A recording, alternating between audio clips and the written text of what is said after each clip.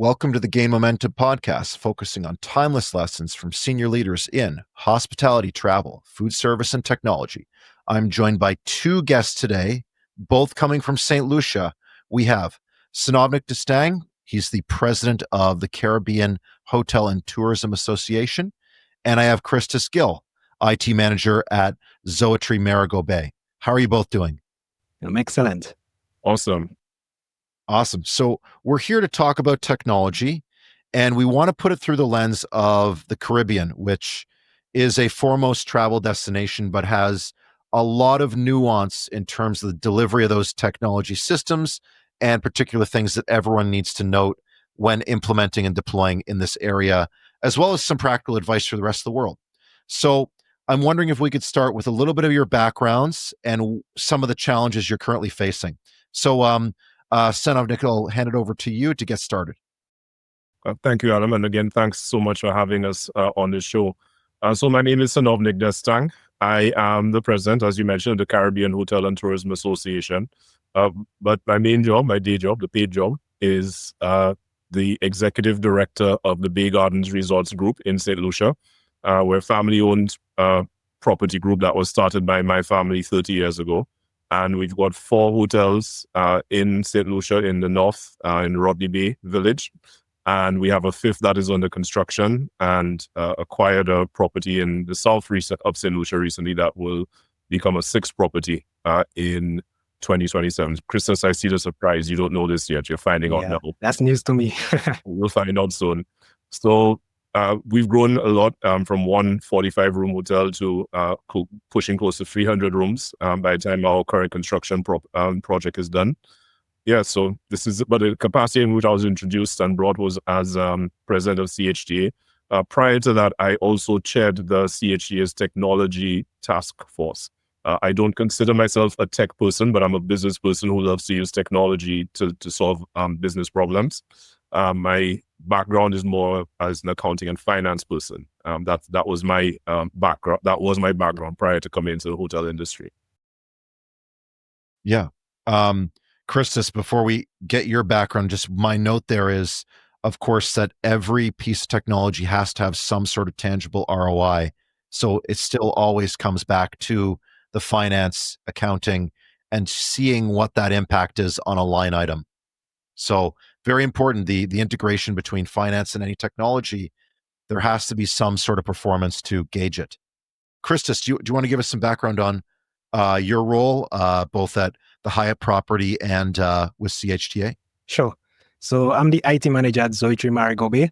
And just for some context, it's a luxury marina front property located in one of the most beautiful bays in the Caribbean. I'm truly blessed to be working there. And my role as the IT manager is to ensure that the team has the technology and the training to support, their roles and serve the guests in the most secure and efficient manner possible. And of course, that involves all the day-to-day running of overseeing the IT infrastructure, the guest-facing technology, employee-facing technology, and of course, ensuring compliance and the cybersecurity training of all of our staff. Awesome. Yeah. So to focus things through CHTA, let's talk about what this organization is, what it means for Caribbean hotels, and how CHT helps its members, both specifically through technology recommendations or ecosystem support, as well as other aspects. Sanovnik, do you want to kick things off? Yeah, sure, no problem. So the Caribbean Hotel and Tourism Association, it's not just about hotels. We actually have a lot of allied members. About a third of our 500 or so members are actually from the allied sector. So you've got destination management companies, you've got technology providers, you've got consultants, and all who filled into that tourism ecosystem. A very important part of our membership as well. The Caribbean Hotel and Tourism Association is essentially the voice of the Caribbean hotel and tourism industry private sector. You could think of us as the Caribbean Hotel and Tourism Industries Chamber of Commerce, so to speak. Primary job is advocacy, and we've been very, very busy. I actually chair the advocacy committee since taking on the presidency in September. I've been very busy, everything from tax and incentive issues in the Dominican Republic to the proposed port fees on Chinese-built ship that was proposed by the current administration in the US, which fortunately the Caribbean has been exempted from. Alternative energy legislation in the Caribbean and encouraging more of it. And just about any and everything you could think about. From an advocacy standpoint, we provided the insights to our member HTAs because we are a group of 32 destinations, and every destination has its own hotel and tourism association for the most part. And we are sort of like the umbrella HTA for the different HTAs in the Caribbean. But in addition to advocacy, there are a few areas that we focus on, and 3 of the pillars that I've put in place and made my focus areas under my 2-year term, which has actually only got about 1.5 years left to go when you think about it. Obviously technology, given my background, but also people, because that is our superpower in the Caribbean. So that we've been very, very active from a people development standpoint, everything from training to tremendous amount of scholarships and Caribbean hospitality employees. And linkages, which is very important to me, because when you talk about future-proofing the industry, having those linkages between tourism and agriculture and manufacturing, and making sure when people get here, they get a holistic Caribbean experience with things that are made in the Caribbean and culture as well. That's a very, very important part of it and very near and dear to my heart. So we've got a number of different committees, including even beyond what we just mentioned, where we also work closely and provide support from a marketing standpoint as well. The primary thing that a lot of people know us for actually is Caribbean Hotel and Tourism Marketplace, which is happening in Antigua. Well, I'm traveling to Antigua for it tomorrow. So that's where we bring the world to the Caribbean. So tour operators, travel agents, and so on from all over the world. But in addition to that, we've added a new component this year I'm very proud of, Direct Booking Summit, which has been happening. A company called Triptease has been producing this all over the world. And they finally, after years of me attending and begging them, and they finally agreed and working with us to bring this event to the Caribbean. And it will be an add-on event to CHC Marketplace in Antigua. Pacing very well in terms of registration, still a bit of space for those who haven't signed up. But what's so exciting is that it is by far right now the largest grouping of hoteliers in the Caribbean focus on a seminar on direct booking. We're probably going to end up close to 100 people. And generally, when you go to these things like high-tech HSMAI, if you get 10 to 15 people from the Caribbean at a sales and marketing, digital sales and marketing conference, it's a lot. So we're really trying to get more of that. Very much what I consider direct booking evangelists. We love our travel partners, but direct is the most profitable source of business and the cheapest in terms of an acquisition cost compared to 20-30% that you pay to OTAs and tour operators. So we're really making sure it's a holistic event at CHJ Marketplace that allows our members to drive revenue from all different sources, not just one or two. One thing I would add there is direct bookings also give you the best data on your guests as well. Well, absolutely. And you can maintain that relationship, the authenticity as well of the relationship and of your product, because there's so many things that are unique to Zoëtry, Marigot Bay or to Bay Gardens that the OTAs just can't get that information on. There's no space in the system to tell them about the things that really make us unique. You can do that, however, on your own website. Yeah, and I guess that's a good handoff to you, Christus, to talk about your role with CHTA as part of the technology task force to help hotels realize the benefits, both in encouraging this channel shift to direct and solving other issues like how best to talk and show how each one of your hotels is unique within an island like St. Lucia and across the 32 destinations. Definitely. So currently I serve as the co-chairman for the CHTA's technology task force. And the technology landscape is evolving so quickly. It's becoming increasingly difficult to keep up with all of the developments, to filter out what's hype and what's actually relevant to our industry. So the tech task force was born out of that need to help hospitality businesses understand and adopt emerging technologies like AI to drive efficiency and competitiveness within the region. So, you mentioned something earlier, Sanovnik, about you have 32 destinations within the Caribbean, and but who are members of CHTA. Right, yeah, of members. And it always comes back to the people. Yes. So we're talking about technology, but really technology is just fundamentally, it's a form of helping manage automation so that way we can take our people and give guests better experience that are more localized, more authentic, more meaningful. So I'm wondering here, just to give us the big why behind all this technology, is to talk about, from your own experiences, about what makes St. Lucia so incredible and what makes it different from other islands. So that way, just to give everyone a sense of how localized and how specific we're taking these experiences, so that way people keep coming back and keep wanting to have that local experience that is so incredible. I mean, so many things, and I will leave some for Christus as well, because what's so interesting about St. Lucia is, when my son was about 2.5, we brought him down from Rodney Bay, which is in the north, and it's sort of the entertainment capital, the white sand beaches, and like sort of like your South Beach. And we brought him to Soufrière, the other tourism hub, where you've got the Pitos and the Sulphur Springs. And he swore that we must have gotten on a plane and went to another country, because this was not St. Lucia in his mind, because he knew Rodney Bay and Groseilliers and Castries, in the north of this St. Lucia, which is a little bit more urbanized, but still tropical.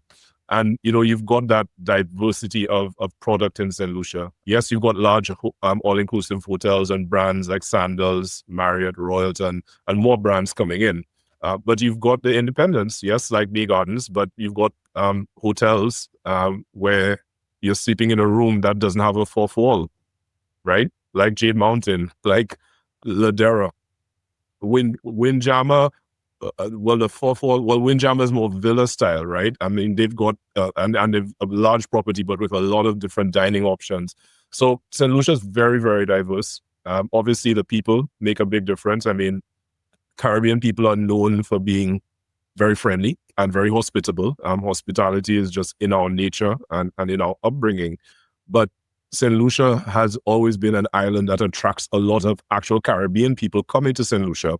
And what even other Caribbean people say is that, wow, you guys are so friendly, even compared to our people back home. So we've always gotten a lot of business from the Caribbean itself because of that authenticity, because of how we treat people as visitors and welcome them as part of our family and welcome them into our home. The Caribbean overall is one of the few places you'll go check in and you get a big hug on arrival. Now, some people that might be a little strange and off-putting, but for a lot of people, they're like, wow, just so genuinely friendly. Also, culturally, St. Lucia is unique because one of those islands that change hands a lot of the times historically between the French and the British, 14 times to be exact, 7 times British, 7 times French. So, of course, you've got a lot of French influence. My last name, Destang, is a French name.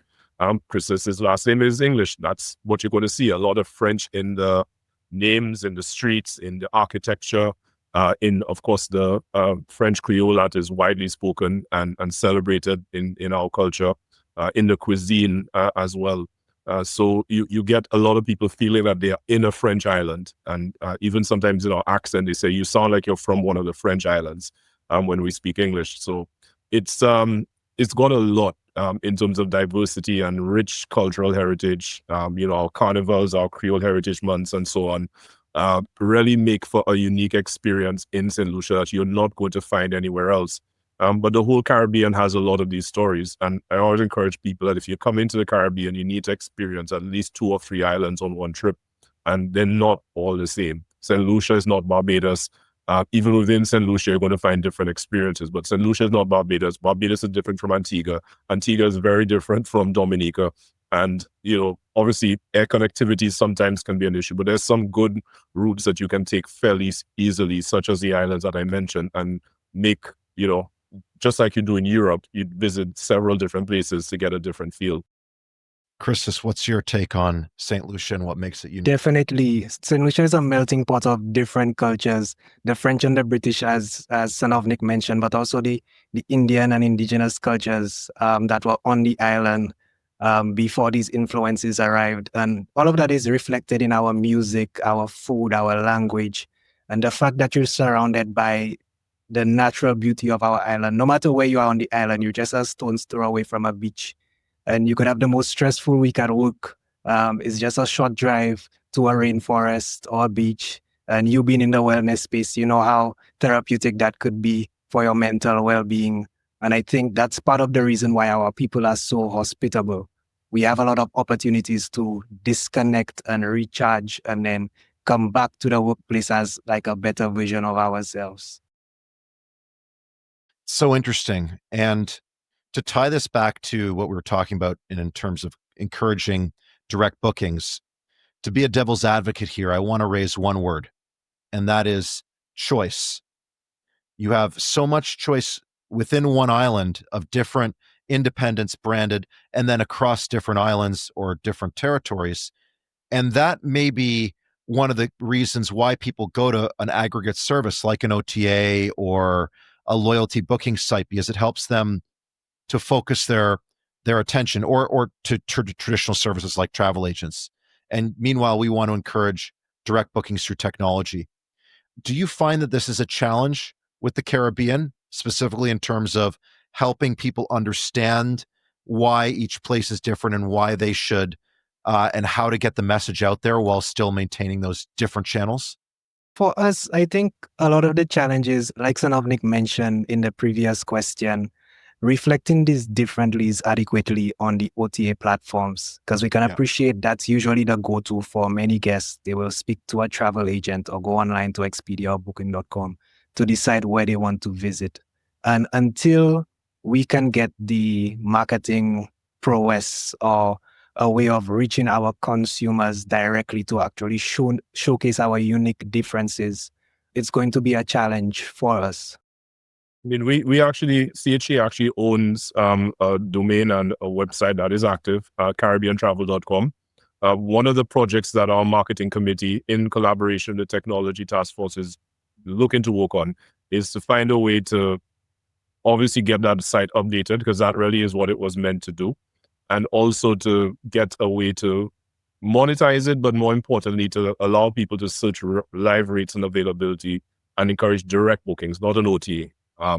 We've gotten proposals from OTAs to take over that site, and my answer certainly to that is always no, because then you don't have that direct relationship, and obviously the cost of acquiring that booking is high, and we're just giving business away to the OTAs, which we know they're needed. We know they're an important part of it. In terms of just a general challenge with third parties, because the Caribbean is not a drive-to destination, right? You need to fly here, or in some cases take a ferry from some nearby islands. You do tend to find that the tour operators are, and probably will for a long time, be very strong in this market because of their ability to do dynamic packaging. I know that there are solutions out there like Reserve Hotel that allow a hotel to do that. But even they are sort of like a third party, just at a lower acquisition cost than a traditional OTA.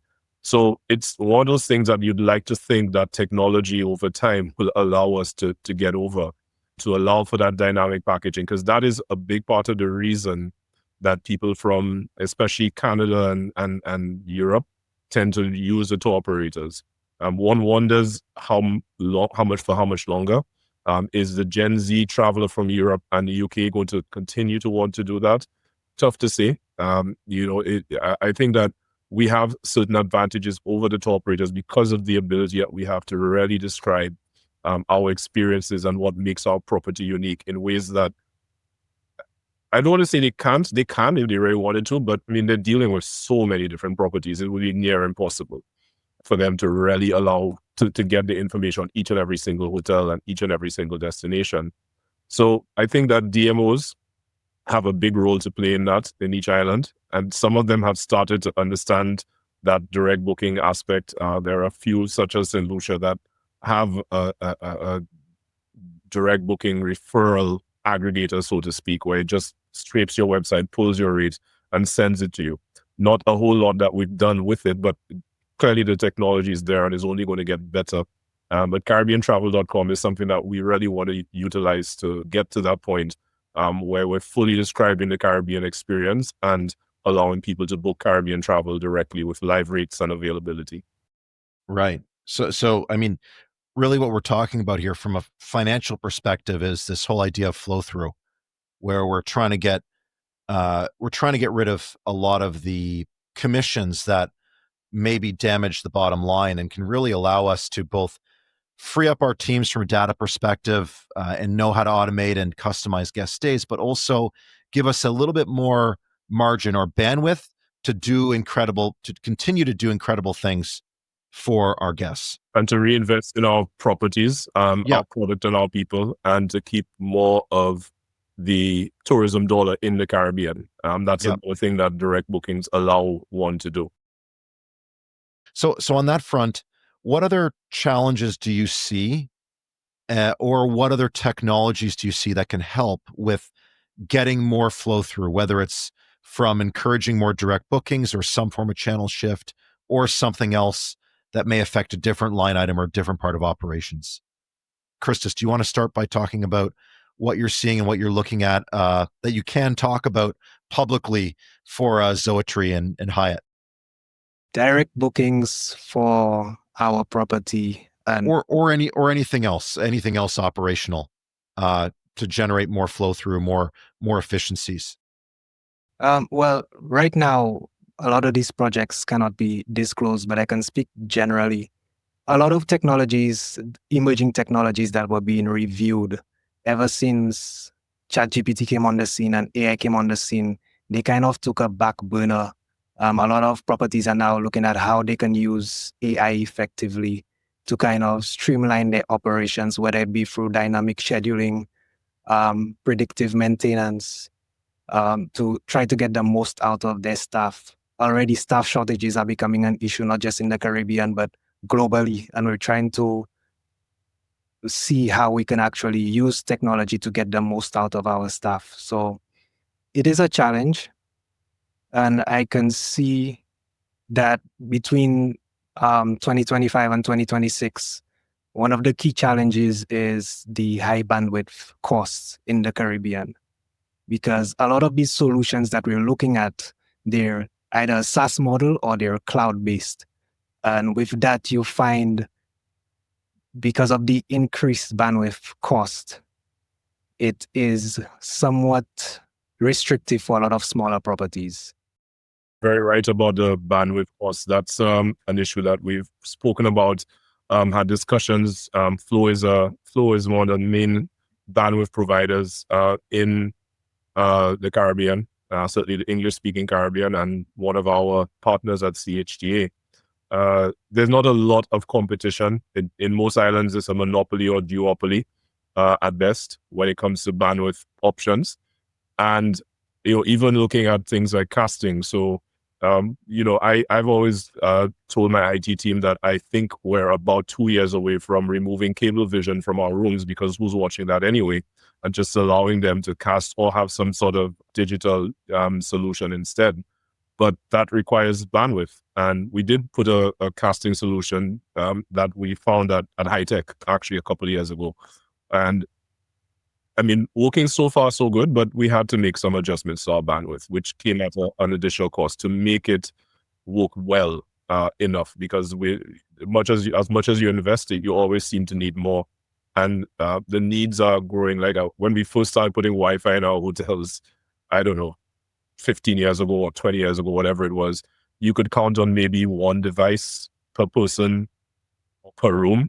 No way. I mean, 2 people are coming with like 5 and 6 devices between them, and their needs have just grown exponentially. And you can only imagine that they're going to grow even more because everything is connected to the internet. Their watch, their phone, their tablet, their laptop. You're talking 4 devices almost per person in many cases. And the expectation is a lot higher as well. They want the Wi-Fi to work in the living room, in the bathroom, on the beach, everywhere. So it needs to work, and it needs to be fast every single part of the property. Yeah, when I just came into hospitality, Wi-Fi was mainly for the business traveler. They just wanted to, connect to their emails, respond to urgent matters. But now it's streaming and movies and Netflix, a lot of high bandwidth usage. And the streaming, of course, is available on all the televisions because that's where everyone's moving. So the cost of it is a problem, and one of the advocacy issues that we continue to work on as best as we can to make sure that our members can become competitive, because I think that technology is one of those things that will allow the Caribbean to future-proof itself and it's not, in my mind, a tourism job killer. It's the tourism job liberator that allows our staff to focus on more important things than, having to yet again say what the Wi-Fi password is or answer basic questions that AI chatbot could easily answer. And just to give you some context, Adam, we're talking about 3 to 4 times, sometimes 5 times the cost of what a DIA solution would cost in the US. Easily. Yeah, and I was going to add to that. I was just to give people context. You're talking about installing more Wi-Fi repeaters, everything, and people want Wi-Fi now on the beach. How do you do that while also check those repeaters for end of life as well as weather events, let's say, that may cause them to go offline? And that can be a full-time job, just auditing your Wi-Fi network. Well, yeah. Christus, how do you deal with that in terms of those demands and the increased expectations? Definitely, especially being a marina front property. A lot of our properties are beachfront. The salt in the air, it really speeds up the degradation of these devices. So you find probably every 5 or 6 years you have to be replacing and also constantly monitoring these devices for uptime. Right. I mean, and that's just one concern. And then you talk about in-room and trying to bring out cabling. Have you ever dealt with anything where you have to assess what it's like to rewire an actual room and what the costs are to do that? Well, yeah, fortunately, I have had a pretty robust infrastructure in terms of the cabling for my property. But I can only imagine if a property that's been around for probably 15 years probably still has Cat3 cabling and they have to remove all of that and run fiber or Cat6. We've had to been through that because literally every property we own is in that category. Now, one of the newest property we're building, Sapphire Sands Villas, is sort of adjacent to the Bay Gardens Beach Resort, which is a 18-year-old property. But the part that we're building on is land that didn't necessarily have all the infrastructure. And we had to make certain decisions. And one of the decisions was we're not putting the traditional cable TV in those rooms. It just doesn't make sense. We're going with a digital solution. So if we change our mind, we literally can't. And we just decided that we need to go away from that and go towards something that will allow for a digital solution. So not the coax and all of that you'd find in rooms with traditional cable vision. Kind of experiment because it means that certain channels may not be available just yet. But once people can get the main things that they want and they can do the streaming and live sports and so on, we figure we'll be more than okay because in other parts of the world, you don't even have that. Yeah, we're into the weeds here on a lot of the actual property technology, but it's so important that everyone considers this because we're talking about costs, and that is a huge cost to rewire a room or even just think about how we're going to install more devices at scale across multiple rooms. So we're talking about Cat6. I'm curious about one other point related to this, which is what we talked about tangentially to this, which is guest room management systems, or also I guess you could say EMS or BMS, building management systems, and a lot of the new devices that you can install to potentially save on energy. Are either of you looking at those, and what standards can be applied at scale and effectively at cost for Caribbean hotels? We saw a few of them at High Tech that were pretty interesting. I think Bodhi was one of them. You also have a lot of smart thermostats, but the issue we face in the Caribbean is we don't generally use centralized AC for a lot of our properties. They use split units. And a lot of these thermostats are designed for central AC units. We did find a few at High Tech that use infrared line of sight, which requires you to have one device in each room, basically pointing at the AC. And it allows you to monitor whether that device is on or off. And that allows you to do some very interesting things where it can be paired with an occupancy sensor so that if the room is vacant, it automatically turns off the AC when the guest walks in, or if it gets to a certain temperature, it can automatically come back on. And that saves you a lot of electricity because you can imagine with our hot climate in the Caribbean, air conditioning costs, energy costs are one of the biggest items on the financial controllers' expense items. Yeah, I mean, air conditioning is about, cooling costs are about 60 to 65% of our energy bill here. And of course, our rates are very high, very high operating costs, but particularly for things like electricity, you're talking about 40 cents US per kilowatt hour, whereas probably fractions of that in the US and other developed countries. And what you said is so true, Christus, like, and something that vendors need to be aware of, because the Caribbean is the most tourism dependent region of the world, but from a technological standpoint, probably the one that has the furthest to go, the furthest behind. But when you're coming to the Caribbean to implement some of those solutions, you have to be aware of those nuances, that very few hotels will have a centralized system. We are looking at VRFs, which is at least still a bit like a split unit, but somewhat centralized instead of the mini splits. But the majority of hotels, you're looking at split units and you need something that controls it. We've used different solutions in the past.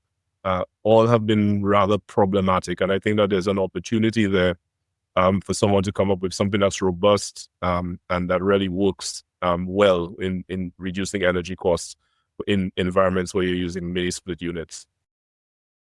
Yeah, it's very, very interesting to talk about this. And, there is such a push now for sustainability to make this happen, but ultimately it's a huge cost benefit as well if it can be implemented, and the solution has to be localized to work on the prop tech scale, the actual devices, but also on the building management side to tie into a system where you can record that and actually have access controls for it. I wanted to tie, and this maybe Christus is a little bit outside your purview right now, but looking at independent hotels in the Caribbean. And I'm wondering if you could both offer some color commentary on some of the challenges that maybe independents may face or are more sensitive to relative to branded hotels in the Caribbean, and then perhaps some technology solutions that you're seeing emerging that can really help independent hotels realize a lot of the benefits that big brands have traditionally had as an advantage that are now coming to term and are able to be realized by independents. I'm sure. Having worked with both independent properties as well as now working with a global chain, before working with Hyatt, I didn't realize the huge difference it made when it comes to like technology adoption and implementation. If a hotel management company needs an implementation to meet their brand standards, owners are usually okay with it. There's that level of trust. You've been doing this for a while, you know what you're doing, go ahead. But when it comes to independent properties, one, they tend to have fewer resources compared to global chains. And there's this level of skepticism that's met when it comes to IT projects. There's still this mindset of if it ain't broke, don't fix it, that kind of thing.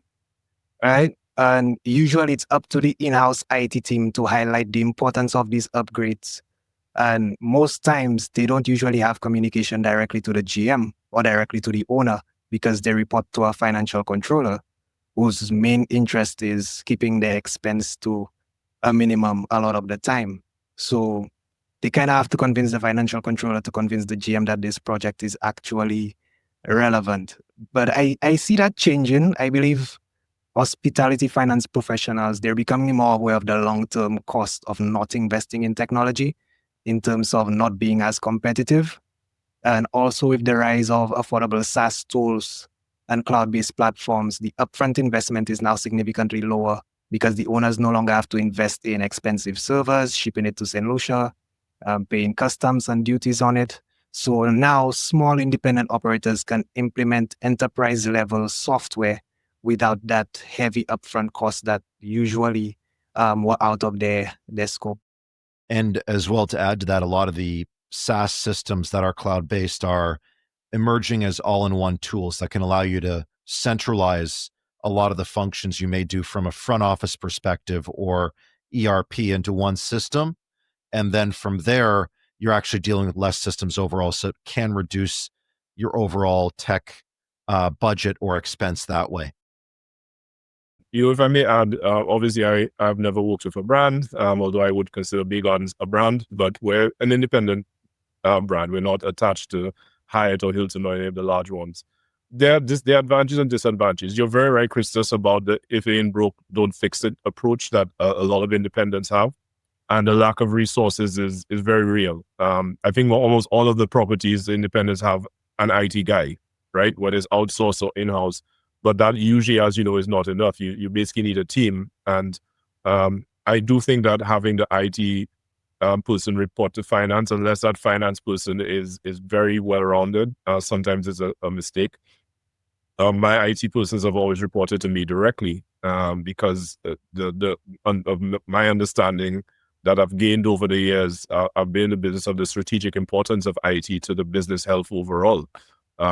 So if I could change in the future, but if I were ever to put IT under another department, it would have to be a very business savvy finance person. But there are some advantages that the independents have, because sometimes as a brand, and maybe you've seen this, Christus, you've seen a solution and you know this is going to work, but it's not in the brand standards. That is very true. You have to sort several hoops to jump through. And again, you're part of a large chain, but your property is a boutique. Zoëtry is a boutique property, right? It's a boutique hotel. So there's some things that might be more appropriate. Now, of course, Hyatt having the Hyatt all-inclusive and growing the Caribbean, they're acquiring more boutique properties. So maybe they'd understand. But in our case, if we see something that works and the case is made, there's no head office. I'm in the head office right now, right? Like I basically can make that decision. And what you're also seeing is you're seeing more persons having a second generation in the business. So maybe the first generation, like my parents would not have understood the importance of that and might have said the same thing. But now I'm in there, I'm a bit more tech savvy, and we're seeing more and more of that, because at High Tech, of course, we have a great partnership with HFTP that allows CHT members to get free access to the trade show floor. And we've had it for the last 3 years. We've signed it for another 3 years.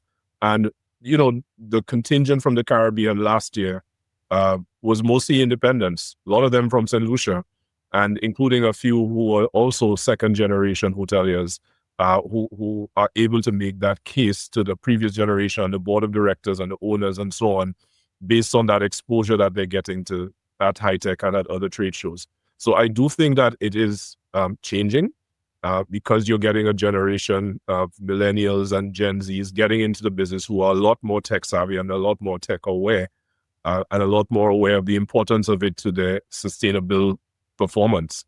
So I think that what you're going to find is that the technological advantage that brands may have over independents in the Caribbean is going to start shrinking. And again, independents are able to move a lot faster when it comes to technology adoption.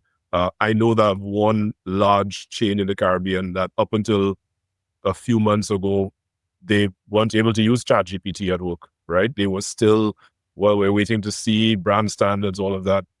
Whereas the independents, we've all been using it for a very, very long time, and not just personally, but for work as well. So there are some advantages that independents have, especially now that we've got this heavy focus at CHG on technology adoption. Yeah, to revert back to something you said, Sanovnik, about if it ain't broke, that sort of attitude, right? And I want to frame this to both of you, but we'll start with Christus. It still is this, it maybe is a generational shift, maybe it's personal, but a large part of pushing this technology forward is psychological. So how would you frame it to someone where you see a solution that you know would work? How would you frame it to somebody you have to convince to say that this is going to work and that we need to prioritize its development and make an investment where the cost savings in the long run will really pay out huge? Like, as an example, not just ChatGPT in terms of improving service in some way, but some new physical hardware that could better save on air conditioning costs. How would you push that through to get through that attitude? The mindset shift is a big thing. And instead of starting with the person that I need to convince, I usually want to get feedback from the staff, because essentially they will make this solution successful or not.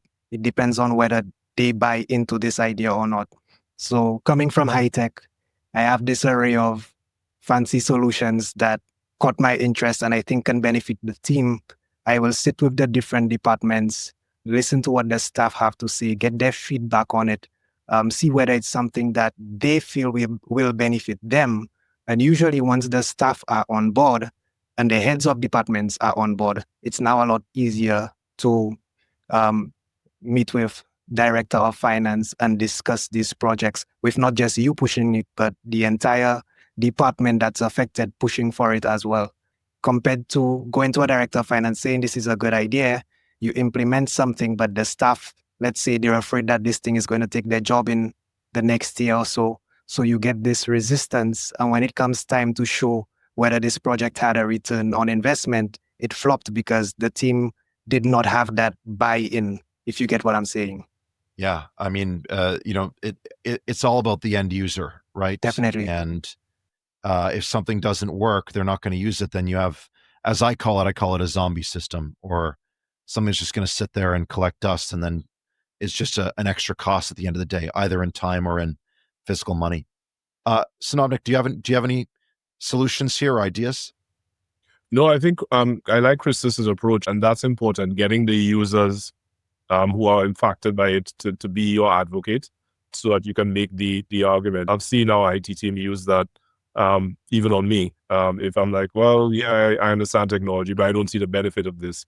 But then when you've got the users all saying, no, we need this because of X, Y, Z. And when it's done that way, it's almost better than a top-down approach. Not almost, it is better than a top-down approach where you, at your level, come up with a solution, say, and tell people you need to use this or else. Because then they're not going to use it if they're not invested and they don't buy into it. A lot of training also is very important. You can't just rely on the vendors' training.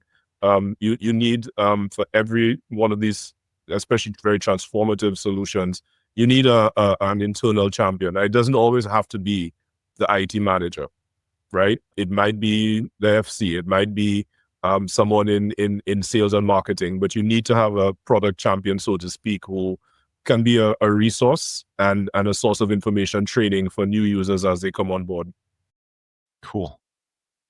So to close things out here for the two of you is this whole idea of future-proofing hotels. And I'm wondering if you both could describe just some closing advice, words of wisdom. Where's the industry growing? How can you future-proof your hotel in the Caribbean, in other destinations? And what would you advise vendors to be conscious of to help Caribbean hotels future-proof their properties? Sanovnik, do you want to kick things off? When I think of future-proofing, you think of technology, but funny enough, I also think of our culture in the Caribbean, because I think that our people, our culture is really what's going to future-proof us. Yes, we need to adopt technology where it makes sense. But right now with AI, it seems that almost anything can be copied or replicated. But good luck replicating the full Caribbean experience in Asia, right? For example, it's virtual. In fact, I actually asked AI hypothetically if it could be done, and ChatGPT basically told me no, and cultural appropriation, all of these things.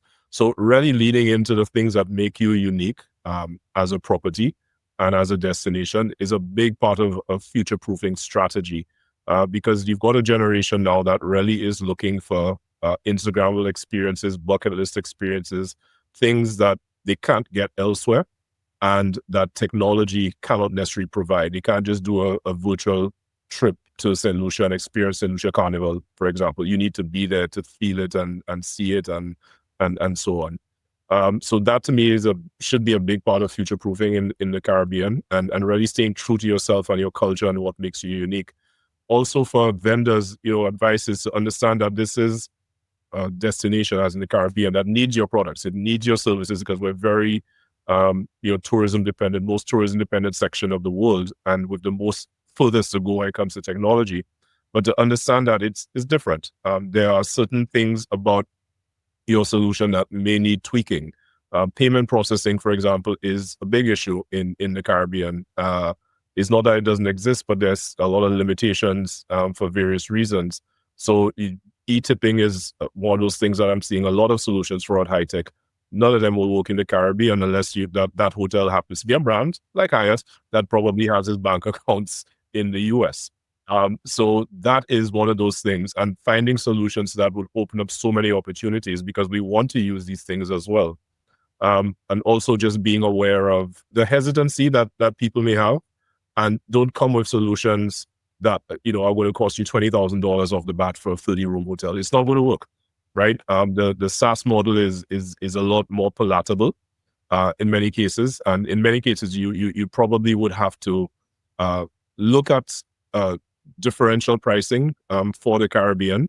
That of course it has to make economic sense for you as a vendor as well, but look at differential pricing that still allows you to get in there. Because the technology vendors that get in and get into that circle, especially say through CHTA, they get a lot of referral business. And when people are happy with their product, they're extremely loyal and will talk and will refer you to other business in a part of the world that you probably aren't doing much business right now. Wow. That's great advice. Christus? Yeah, that is a really beautiful answer, Sanovnik. Investing in our people cannot be overstated, especially with the level of automation that we're seeing right now. We've been to high tech and see solutions like Poly AI, and you pick up the phone and have a conversation with it. It sounds just like a human being, right? And these things are going to fuel a lot of fear as they become more popular. And it's our job to reassure our staff that this is not what Caribbean hospitality is to us. As much as we're looking at technology solutions to help make the operation more efficient, it's not about replacing the team. It's about freeing up their time so that they can cultivate these genuine experiences with our guests. Because you have guests coming to St. Lucia and asking for staff by name because they were there last year or they were there 2 years ago. That's how deep these relationships run. And with technology, I don't think that's something we want to overshadow. In fact, we should be using the technology to enhance it. So from an IT standpoint, I'll give some practical feedback that I think would be necessary. Not necessarily to preach future-proof. It's not a word that I like using because it kind of gives the executive team the idea that if we spend this money, we're good for the next 10 years. Right? But that's not the case. We know how quickly technology is evolving and we can be future prepared. But we will at some point have to reinvest in our tech stack. So I think at this point, we should be moving, if we haven't already, to cloud-based PMS and POS systems, especially in the Caribbean, being in a hurricane-prone environment. Digitize the handling of our guest requests, whether they put these requests through a mobile app or an in-room tablet. That allows us to identify patterns, reoccurring issues, dips in timeliness of service, and really fine-tune our operation, because you can appreciate that the more guests come to our property and as our competition ups their game, the expectations also increase. So we can't keep doing the same thing that we've been doing. We have to be getting 1%, 10% better every single time. Wow. So to close things out, future proofing is really, it's about your people. It's about the process and having that mindset and keeping the people at the forefront, and then understanding that technology is simply, it's process management and automating where you can, and always having that eye of curiosity to be forward thinking and changing. Definitely. Yeah. Well, Sanovnik, Christus, thank you so much for your time. It's been a fantastic conversation. Really, really useful to understand the nuances of the Caribbean culture and technology and the challenges that are facing. Thank you both. All right. Pleasure. Thank you. And thank you for having us. Thanks for listening to the Gain Momentum podcast. To stay up to date, make sure to follow or subscribe wherever you get your podcasts. For more information about Gain Advisors, head to gainadvisors.com.